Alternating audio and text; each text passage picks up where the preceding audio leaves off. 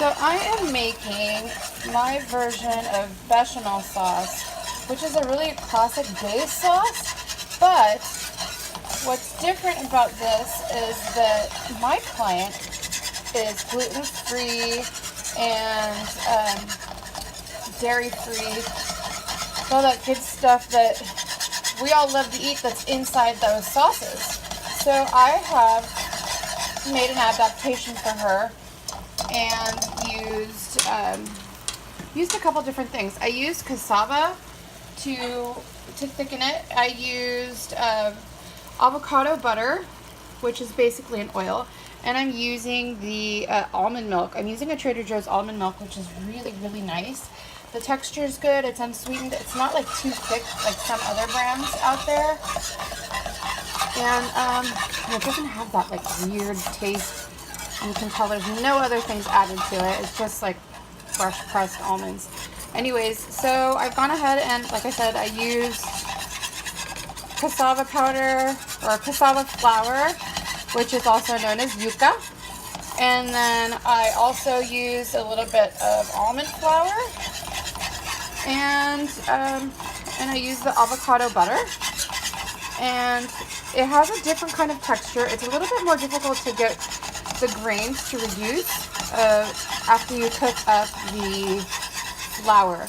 So, and then of course I use the almond milk, and I'm pretty much just going to use 1 quart of milk for this to make my nice base sauce. But this is something, you know, we all love. We all love things like mac and cheese and all that good stuff. This is basically just your simple bechamel. So once I've already gotten all that stuff out of there, you just want it to be always thick enough to just sort of coat your spoon. See, thick to coat your spoon.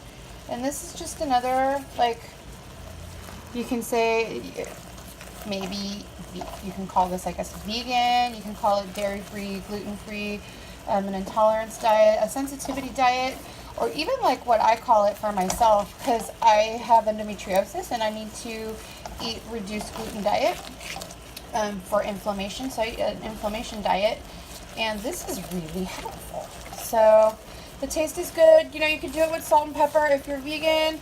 I would just do salt and pepper. You can even use a little bit of vegetable broth. I'm going to go ahead and just put a little bit of chicken broth into this because my customer is not, she's not vegan or anything like that, but she just has the dairy sensitivities and the gluten sensitivities. So yeah, there is your simple base bechamel sauce. One thing I will be doing is I will be running this through a strainer, just so it has like a smoother consistency, and adding just a little bit more of the almond milk, as you can see, because that is definitely not a quart. But yeah, let's get this all in there, and there we go. Okay, now I like to cook it on like medium low and wait till it just thickens, because right now, as you can see, it's super watery. But yeah, and there is your bechamel alternative sauce. Nice base sauce, and that's about it. We'll boil this up more, and we will we'll resume this almond bechamel sauce earlier, and I went ahead and I'm now utilizing it with this other really delicious vegetarian inspired meal that I'm making. This is a gnocchi and roasted mushrooms and roasted garlic and spinach with cannellini beans. And this has a little bit of red pepper flakes in it and a pinch of nutmeg. And this is just going to be like so amazing. So yeah, with just simple ingredients that you have at home, like just your almond milk that you drink every morning with your smoothies or whatever, granted that it's not like a vanilla flavored one, you can totally make any of this stuff happen. So this is the delicious dish. Yummy, yummy. This is what the almond bechamel was made for.